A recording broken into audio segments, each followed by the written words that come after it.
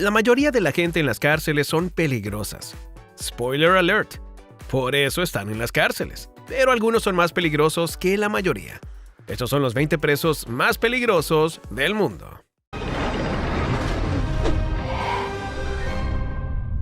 Número 20. Fabian Kramer. A los 19 años, Fabian Kramer fue declarado culpable del asesinato de su casera de 82 años. Este es el convicto más peligroso de la historia. Llevando la máscara de la película Saw y con un cuchillo de cocina, apuñaló el cuerpo de su víctima hasta 50 veces, en su propio apartamento que estaba adyacente al suyo. Fabian negó el asesinato hasta el final y su abogado suplicó que le dejaran en libertad. Incluso fue él quien llamó a la policía diciendo que había encontrado el cadáver y pidiéndoles que vinieran rápido. Alguien se está desangrando. Cuando llegó la policía, no encontraron al lado de su víctima empapado en su sangre actuando como si intentara salvarle la vida. Cuando la policía le interrogó, respondió: «Soy paramédico, solo hago lo que puedo para salvarla». Los forenses demostraron su culpabilidad tras descubrir el arma homicida en su piso y la máscara de Saw, que colocaron más tarde en el tribunal en un maniquí, ambas con la sangre de su víctima. Finalmente, los jueces semicerraron el caso, condenando a Fabian Kramer a 10 años sin posibilidad de remisión, en una unidad psiquiátrica de seguridad. Si al final de su condena se le sigue considerando un peligro para la sociedad y un individuo inestable, se le dejará dentro. Ahora es el momento del tema curioso. Deberíamos hablar de Franklin Williams. ¿Por qué? Porque muy posiblemente es el convicto más peligroso de la historia. Fue considerado tan peligroso que el juez ordenó a la policía que le tapara la boca con cinta adhesiva. Franklin fue condenado en el 2017 por cometer una épica y terrorífica cadena de robos a mano armada en las Navidades del 2014. Como siempre, déjanos tu opinión más abajo en los comentarios usando el hashtag tema curioso. Número 19. John Wayne Gacy. El 17 de marzo de 1942, Chicago, Illinois. Nace John Wayne Gacy. Creció sometido a los abusos de su padre alcohólico. A pesar de ello, alcanzó el éxito como hombre de negocios. Dirigió 3 restaurantes KFC antes de fundar su propia empresa de construcción. Estaba en el buen camino para ser un ejemplo de cómo convertir la miseria en fortuna. A los 26 años, su pasado empezó a pasarle factura. Su primer matrimonio se fue en picada en 1968. Fue condenado por abusos sexuales a una joven de 16 años, a pesar de ser padre de 2 hijos. En 1970, en libertad condicional, las cosas parecían volver a la normalidad. Montó su propio negocio y se centró en su comunidad. Incluso volvió a casarse. Y durante su tiempo libre, Gacy se disfrazaba de Pogo, un payaso alegre que entretenía a los niños enfermos y recaudaba fondos para obras benéficas. Formó parte de un comité organizador local y su excelente actuación le permitió incluso conocer a la primera dama Rosalind Carter. En 1978, Gacy fue condenado por la violación, tortura y asesinato de 33 adolescentes y jóvenes. Atraía a sus víctimas a su casa de Norwood Park. Las engañaba para que se pusieran las esposas y luego las torturaba y atacaba sexualmente. Fue apodado el payaso asesino. Número 18. Grady Franklin Stiles. Nacido el 26 de junio de 1937, en el seno de una familia con un largo historial de una deformidad genética conocida como ectrodactilia, una afección en la que los dedos de las manos o de los pies se fusionan para formar extremidades en forma de garra. Grady Franklin Stiles se incorporó a los 7 años al negocio familiar, un espectáculo de fenómenos en una feria ambulante. Se casó 3 veces, tuvo 2 esposas y 4 hijos, 2 de los cuales heredaron su enfermedad. Stiles y sus 2 hijos hicieron giras juntos como la familia Langosta. Pero Stiles resultó ser un borracho muy maltratador con su familia, que pegaba con frecuencia a sus esposas e hijos. Cuando su hija mayor, Donna, se enamoró y se comprometió con un joven en 1978, Grady no lo aprobó. Así que la noche anterior a la boda, disparó a sangre fría al joven novio acabando con su vida. Durante el juicio, confesó su crimen.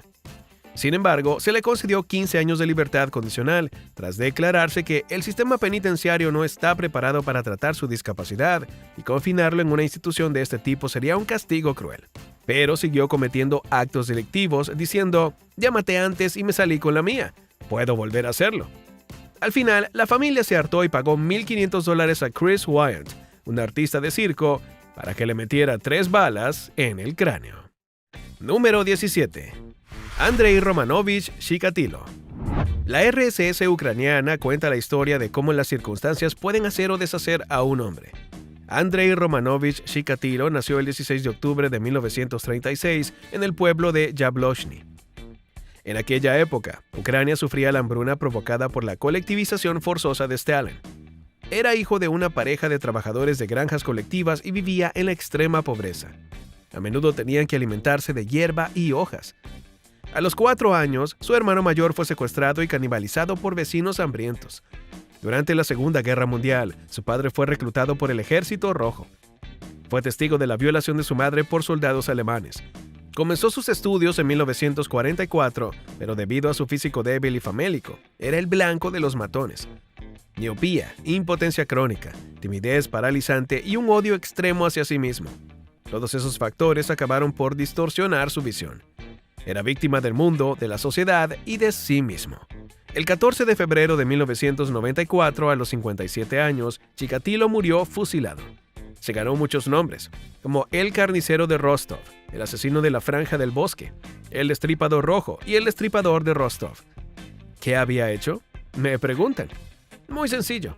Fue acusado de abuso sexual, agresión sexual, asesinato con circunstancias agravantes y un autodenominado número de víctimas mortales de más de 56 personas. Fue declarado culpable de 52 de ellas. Número 16. Alexander Yurjevich Pichushkin. Hay quien dice, la vida depende de los vaivenes del destino. Para Alexander Pichushkin, la vida depende del destino de un columpio. Condenado en 2007 a cadena perpetua, los primeros 15 años en régimen de aislamiento, por 60 asesinatos y 3 intentos fallidos. El reinado de terror de Pichushkin comenzó en julio de 1992 a los 18 años, hasta que fue detenido en 2006. Algunos medios especularon con que le motivaba una macabra competición con el Destripador Rojo, pero Alexander dijo que su objetivo era matar a 64 personas, el número de casillas de un tablero de ajedrez. Más tarde admitió que habría continuado si no le hubieran detenido. Alexander era un niño brillante y sociable hasta el fatídico día en que se cayó hacia atrás de un columpio que le golpeó en la frente al balancearse hacia atrás. El incidente dañó su córtex frontal, induciéndole una mala regulación de los impulsos y una tendencia a la agresividad. Desde entonces se volvió hostil, impulsivo e irritable. Fue trasladado a una escuela especializada. Luego fue cogido por su abuelo, que le animó a realizar actividades intelectuales fuera de la escuela. Acabó demostrando un talento como jugador de ajedrez que, a su vez, se convirtió en un canal para su agresividad. Pero poco después de la muerte de su abuelo, se volvió alcohólico y el ajedrez ya no fue suficiente. Número 15. Leonard Lake y Charles Und. Este dúo es algo especial y su historia es única. Leonard Thomas Lake nació en 1945 en San Francisco, California, mientras que Charles Und nació en 1968 como ciudadano británico de Hong Kong. Debido a su personalidad problemática y solitaria, que le hizo ser expulsado de varios colegios, el alborotador hongkonés se trasladó a Estados Unidos con un visado de estudiante en 1978, donde abandonó la universidad tras un semestre. En 1979, tras verse implicado en un accidente en el que se dio a la fuga, se alistó en el Cuerpo de Marines de Estados Unidos para evitar ser procesado. Menos de un año después, fue detenido por la policía militar por robar armas automáticas de la armería de la base. Se enfrentaba a un consejo de guerra, pero escapó en 1980 y regresó al norte de California, donde conoció a Leonard Lake. El dúo se embarcó en una siniestra aventura en la que violaron, torturaron y asesinaron a entre 11 y 25 víctimas en una remota cabaña de Wilsonville, California. Leonard fue detenido en 1985 por cargos no relacionados que le empujaron a ingerir pastillas de cianuro que había cosido a su ropa y le causaron la muerte 4 días después. La policía allanó su cabaña y encontró restos humanos, cintas de video y diarios que confirmaban la implicación de Charles. Las nuevas pruebas sirvieron para condenar a Charles, que permanece en el corredor de la muerte en la prisión estatal de San Quintín. Número 14. Dennis Rader. Dennis Rader, alias el asesino BTK, abreviatura que él mismo se dio para atar, torturar, matar.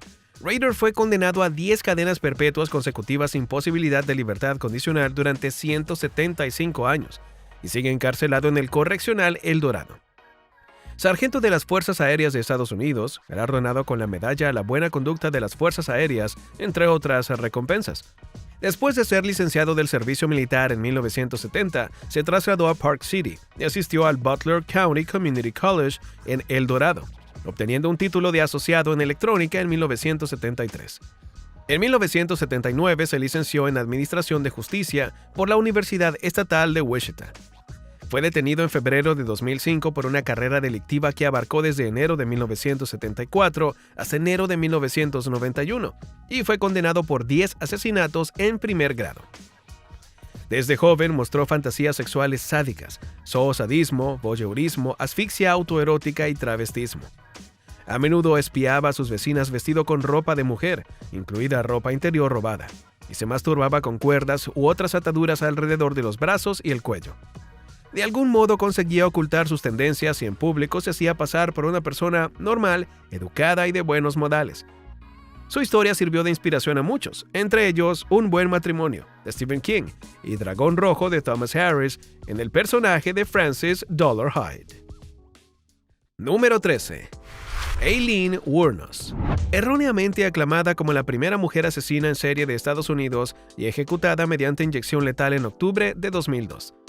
Aileen Wuornos, nacida el 29 de febrero de 1956 en Rochester, Michigan, nunca tuvo una oportunidad desde el principio. Su padre estaba en la cárcel por pederasta y se ahorcó antes de que ella naciera. Su madre la abandonó a ella y a su hermano mayor cuando apenas tenía 4 años. Criada por sus abuelos, que la golpeaban, y por su abuelo, que abusaba sexualmente de ella, empezó a prostituirse a los 11 años a cambio de drogas, cigarrillos y comida en la escuela. A los 14 años quedó embarazada de su hermano y tuvo que dar el bebé en adopción. Creció pensando que sus abuelos eran sus padres hasta más tarde. A los 15 años, su abuela murió de una insuficiencia hepática. Su abuelo la echó de casa y tuvo que prostituirse viviendo en el bosque. A los 20 años, su hermano murió de cáncer de esófago. Su matrimonio se anuló a las 9 semanas y ella se involucró continuamente en enfrentamientos. De 1970 a 1978 intentó suicidarse 6 veces. Entre 1989 y 1990 mató a 7 de sus clientes alegando defensa propia. Su vida fue relatada en la película biográfica Monster de 2003 y su precuela Aileen Wuornos American Boogie Woman. Número 12. Charles Manson. Charles Manson nació en noviembre de 1934 en Cincinnati y murió en noviembre de 2017. Fue condenado por asesinato en primer grado y conspiración para cometer asesinato por la muerte de 7 personas. Durante una entrevista, Manson admitió haber prendido fuego a su escuela cuando tenía 9 años. De los 14 a los 18 años, Manson fue enviado a diferentes centros de menores donde se cree que fue golpeado, maltratado y violado. Escapó varias veces y comenzó su carrera en robos de coches y atracos a mano armada. A los 18 años le tomaron violando a un chico a punta de navaja. Liberado en 1955, siguió yendo y viniendo a distintos centros de detención, donde también cogió la guitarra. Libre de nuevo en 1967, fue entonces cuando Manson empezó a convertirse en un mesías del juicio final. Según un miembro de la secta, era la manifestación de Jesucristo. En 1969, los miembros de la secta atacaron una casa en Los Ángeles después de que Manson les ordenara encontrar al productor musical Terry Mercher. Pero Mercher se la había alquilado a Roman Polanski y a su esposa Sharon Tate. Como Polanski estaba en Europa, los atacantes asesinaron a su mujer embarazada y a las otras 4 personas que se encontraban allí. Supuestamente, Manson no estaba contento con el pánico y el desorden de esa noche, así que se llevó a más miembros de la secta a la noche siguiente para enseñarles cómo se hace, y mató a otras 2 personas en su casa. Número 11. Mary Mallon. Mary Mallon es un caso extraño. Nació el 23 de septiembre de 1869. Mary trabajaba como cocinera para familias acomodadas y se cree que contagió la fiebre tifoidea a entre 51 y 122 personas. Fue la primera portadora asintomática identificada de la bacteria Salmonella typhi. Su insistencia en trabajar como cocinera fue el medio a través del cual se propagó la enfermedad. En una época en que la gente creía en la brujería y la magia, en la que no se aceptaba la teoría de los gérmenes y sin antibióticos ni formas de tratar la fiebre tifoidea, su carrera causó la muerte confirmada de 3 personas. Las autoridades la pusieron 2 veces en cuarentena. cuando la liberaron tras la segunda cuarentena. Le ofrecieron trabajo como lavandera hasta que se hirió en un brazo y la herida se infectó. En ese momento empezó a cocinar de nuevo, pero ninguna de las agencias que contrataban sirvientes para familias de clase alta le ofrecía empleo. Así que pasó al sector público. Murió tras casi 30 años de aislamiento. Hoy en día su apodo de María Tifoidea simboliza a cualquiera que, consciente o inconscientemente, propague una enfermedad o algo indeseable. Su vida contribuyó al avance de la medicina y los protocolos médicos a la hora de tratar a portadores asintomáticos. Su caso también fue el responsable de confirmar y demostrar la idea de portador asintomático. Número 10. Jason Barnum. Recibió el apodo de Eyeball debido a un tatuaje que oscurecía la parte blanca de su ojo derecho. Jason Barnum fue condenado a 22 años de prisión por un juez del Tribunal Superior de Anchorage, en Alaska. En resumen, Jason Barnum tenía 39 años cuando se declaró culpable de 3 cargos diferentes: intento de asesinato en primer grado, robo con allanamiento de morada en primer grado y delito grave en tercer grado en posesión de un arma. Los hechos ocurrieron cuando agentes de la policía de Alaska estaban llevando a cabo una investigación por robos en viviendas y en coches en 2012. Los agentes inspeccionaban entonces un hotel de Anchorage. En el baño, sobresaltado por la visita de los agentes y bajo los efectos de la heroína, Barnum cogió su arma y abrió fuego contra los inesperados visitantes. Hirió a un agente. Obviamente, los policías le devolvieron los disparos y acabaron alcanzándole en un brazo. No es la primera vez que cumple condena. Tras salir en libertad en 2010, se encontró sin ningún sitio al que ir ni nada que hacer. Vivía en la calle y sus tatuajes le impedían encontrar trabajo. Sin opciones, recurrió al hurto y al robo para alimentar su adicción, y cuando vio a los policías bajo los efectos de la sustancia ilícita se sintió en peligro y abrió fuego. Número 9. Rodney Alcalá. Rodney James Alcalá nació el 23 de agosto de 1943 y murió el 24 de julio de 2021. Alcalá era un asesino en serie activo entre 1968 y 1979 cuando fue detenido. Fue acusado de un cargo de agresión, un cargo de secuestro, un cargo de violación de la libertad condicional, 2 cargos de violación, un cargo de suministro de drogas a un menor y 5 cargos de asesinato en primer grado. Alcalá era conocido como el asesino del juego de las citas por su aparición en el programa de televisión The Dating Game en 1978. Un detective de la policía lo describió como una máquina de matar. Su modus operandi era similar al de un robot. Alcalá estrangulaba a sus víctimas hasta que perdían el conocimiento. Luego esperaba que revivieran para repetir el proceso una y otra vez antes de poner fin a su sufrimiento. Su primera víctima conocida fue una niña de 8 años a la que atrajo a su apartamento de Hollywood. Afortunadamente, un testigo alertó a la policía, que cuando irrumpió en el lugar encontró a la víctima violada y golpeada con una barra de acero, pero viva. Desde entonces, alternó alias e identidades mientras cambiaba de ciudad y estado. A principios de 1971 fue incluido entre los 10 fugitivos más buscados del FBI. No obstante, fue puesto en libertad tras cumplir 3 años de condena y continuó con sus actividades delictivas durante 5 años más. Número 8. Jeffrey Dahmer. Jeffrey Lionel Dahmer nació en 1960 y fue golpeado hasta la muerte en 1994 por un compañero preso en la Columbia Correctional Institution. Fue detenido en 1991 y condenado a 16 cadenas perpetuas, aproximadamente unos 941 años de prisión. A pesar de que se le diagnosticó personalidad límite, trastorno esquizotípico de la personalidad y un trastorno psicótico, en el juicio se le declaró cuerdo. Dahmer fue condenado por asesinato en primer grado, abuso sexual de menores, exhibicionismo, alteración del orden público e intoxicación pública. Y era un conocido asesino en serie y delincuente sexual que asesinó y descuartizó a 17 jóvenes de ambos sexos. Muchos de sus asesinatos posteriores incluían necrofilia, canibalismo y la conservación de parte o de todo el esqueleto como trofeo. Se ganó el apodo de El Caníbal de Milwaukee y estuvo activo de 1978 a 1991. En la cárcel, sus compañeros no le querían y los guardias le odiaban. Dahmer se burlaba a menudo tanto de los empleados como de los presos, imitando con su comida miembros amputados, con ketchup en lugar de sangre.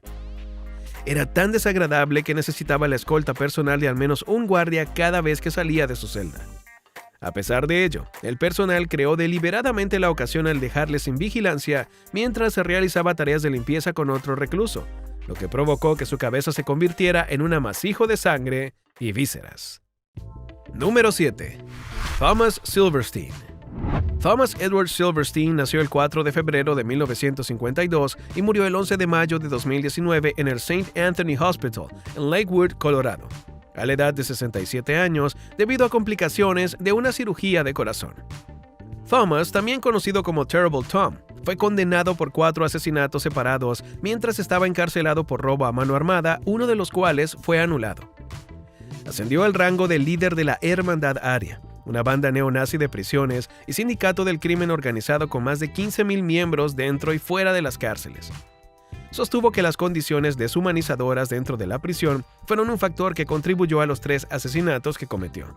El último de ellos, el asesinato del funcionario de prisiones Merle Klotz en el centro penitenciario de Marion, que le mantuvo incomunicado durante los últimos 36 años de su vida. No es tan malo como lo pintan. Claro que es peligroso si lo empujan contra la pared, pero en Marion había guardias muy sucios. Te jodían a propósito. Estás tratando con una persona encerrada 23 horas al día. Por supuesto que tiene la mecha corta. Estas fueron las palabras que Ted Sellers, un ex convicto que conoció a Silverstein durante los 25 años que pasó en prisión, declaró posteriormente a BBC News Online. Número 6. Pedro Rodríguez Filo. Rodríguez nació el 17 de julio de 1954 en una granja de Santa Rita do Sapucai, al sur de Minas Gerais. Tenía el cráneo magullado por una patada de su padre en el vientre de su madre embarazada durante una pelea.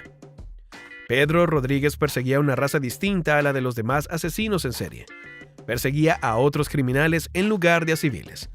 Su reinado comenzó en 1967 y terminó en 2003, a pesar de haber sido detenido el 24 de mayo de 1973.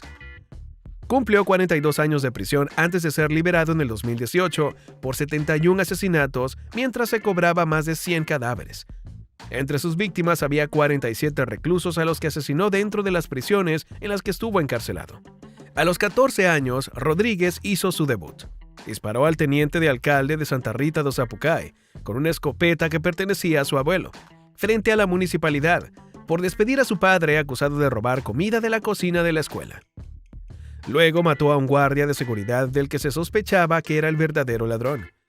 Pedro se refugió entonces en Mogi das Cruzes, cuando empezó a asaltar antros de droga y a matar traficantes, lo que le costó más tarde la vida de su compañera embarazada y de su hijo nonato, lo que le llevó a una vendetta y a la casa del culpable. Número 5. Nico Jenkins. Nico Allen Jenkins, nacido en 1986, fue detenido en 2013 por un cargo de amenaza terrorista no relacionado. Condenado por 4 cargos de asesinato en primer grado en 2014, fue sentenciado a muerte en mayo de 2017. Los asesinatos se produjeron un mes después de que saliera de prisión tras cumplir 10 años y medio de los 18, a los que había sido condenado por un robo de coche cometido a los 15 años y por agresiones cometidas en prisión. Jenkins declaró que deseaba declararse culpable de los 4 asesinatos y que protegería el reino del antiguo dios egipcio Apophis con una brutalidad salvaje animal. Obtuvo una puntuación de 68 en un test de inteligencia y afirmó que el aislamiento agravaba su esquizofrenia, su trastorno bipolar y su trastorno obsesivo-compulsivo. El juez ordenó una evaluación psiquiátrica que concluyó que Jenkins padecía un trastorno antisocial de la personalidad y fingía síntomas psicóticos. A lo largo del juicio, Jenkins mantuvo que actuó bajo las órdenes de Apophis. Su actuación en la sala del tribunal incluyó hablar en lenguas, aullar y reír mientras los fiscales relataban los detalles de los asesinatos. Fue declarado culpable el 16 de abril de 2014 e inicialmente estaba prevista su sentencia para el 11 de agosto de 2014. Pero se retrasó indefinidamente tras una visita para determinar si era capaz de entender el proceso de pena de muerte que se seguía contra él. Número 4. Pedro López. Pedro Alonso López, nacido en 1948, es un asesino en serie y violador de niños colombiano. En 2006 fue reconocido como el asesino en serie más prolífico por el Guinness de los Récords, con un presunto recuento de más de 350 cadáveres. Creció viendo a su madre prostituirse, lo que tuvo efectos perturbadores en su psique. A los 8 años huyó a Bogotá tras ser expulsado de casa por manosear a su hermana menor y afirmó que había sido secuestrado por un hombre y violado. A los 18 años vivía de robar y revender coches a desguaces.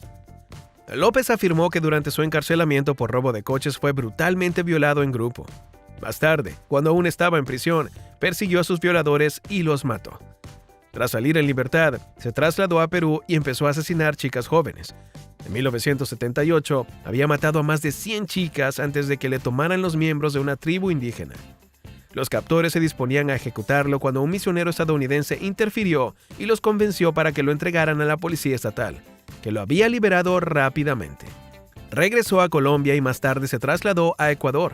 Durante este periodo, afirmó haber matado a unas 3 chicas a la semana, diciendo: «Me gustan las chicas de Ecuador. Son más amables y confiadas, más inocentes». Número 3. Donald Harvey. Donald Harvey nació en 1952 y murió en 2017 en su celda con la cabeza destrozada. Autoproclamado ángel de la muerte, comenzó a matar para aliviar el dolor de los pacientes, asfixiándolos con sus almohadas. Sin embargo, poco a poco llegó a disfrutar matando. Harvey fue detenido en 1987 y condenado por 37 asesinatos, entre 40 y 57 estimados y 87 autoproclamados. Harvey trabajaba como camillero en el hospital Marymount de London, Kentucky. Más tarde confesó el asesinato de al menos una docena de pacientes durante los 10 meses que pasó allí. Harvey utilizó muchas formas de robar a los enfermos terminales sus últimos alientos, lo que también hizo que conocer el alcance total de sus crímenes fuera casi imposible de precisar. Utilizaba arsénico, cianuro, insulina, asfixia, venenos, morfina, desconectaba ventiladores o administraba fluidos contaminados con hepatitis B y o VIH, así como la inserción de una percha en un catéter que provocaba una punción abdominal y una peritonitis posterior. En agosto de 1987, Harvey se declaró culpable de 24 cargos de asesinato en primer grado, cuando un presentador de la WCPO-TV investigó las muertes sospechosas planteadas por las enfermeras durante el empleo de Harvey en su lugar de trabajo. Consiguió reunir pruebas suficientes para emitir un reportaje especial de media hora en el que se vinculaba a Harvey con los asesinatos. Más tarde, se declaró culpable de 37 asesinatos y confesó ser el autor de hasta 50 víctimas. Número 2. Dawood Ibrahim. Dawood Ibrahim Kaskar juega en una liga diferente a los anteriores. Nacido en 1955, sigue eludiendo a las fuerzas de la ley a día de hoy. Dawood es un gángster de la mafia india, capo de la droga y terrorista buscado de Dongri, Bombay. Es el jefe del sindicato del crimen organizado indio D Company, que fundó en 1970. Dawood es buscado por cargos de asesinato, extorsión, asesinatos selectivos, tráfico de drogas, terrorismo, contrabando de oro y muchos otros. También se cree que mantuvo contactos con el líder de Al-Qaeda, Osama Bin Laden. A finales de la década de 1990, Ibrahim viajó a Afganistán bajo la protección de los talibanes. El sindicato ha intentado constantemente desestabilizar India mediante disturbios, terrorismo, desobediencia civil y acuñación de moneda falsa en el país. Fue designado terrorista global en 2003 por Estados Unidos e India, y por su cabeza se ofrece una recompensa de $25 millones. Se cree que participó en el atentado de Bombay de 1993 y en 2011 el FBI y Forbes lo incluyeron en el tercer puesto de la lista de los 10 fugitivos más buscados del mundo. Dawood y su empresa D Company han estado vinculados a la financiación de la industria cinematográfica de Bollywood. Fue interpretado por Vijay Mauraya en la película Black Friday, estrenada en 2004. La película Company se basa vagamente en el ámbito de actividades de D Company. Número 1. Timothy McVeigh. Timothy James McVeigh nació el 23 de abril de 1968 y fue ejecutado el 11 de junio de 2001 mediante inyección letal. McVeigh se alistó en el ejército estadounidense en 1988 y se convirtió en un soldado modelo, ganando una estrella de bronce por su valor en la Guerra del Golfo Pérsico. Se clasificó para las fuerzas especiales, pero abandonó el programa tras solo 2 días. La experiencia le desanimó. Se licenció anticipadamente y abandonó el ejército a finales de 1991.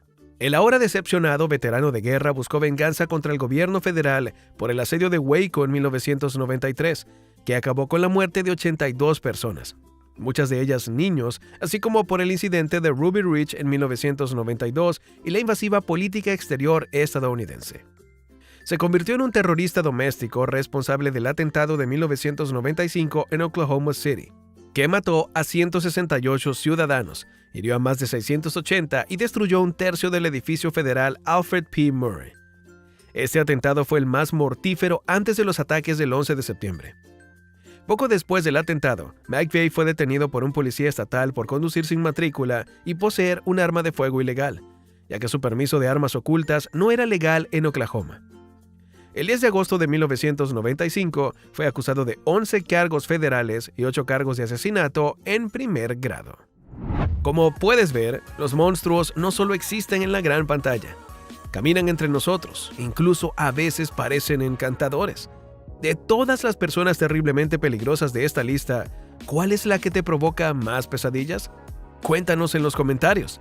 Además, echa un vistazo a otras cosas interesantes que aparecen en la pantalla ahora.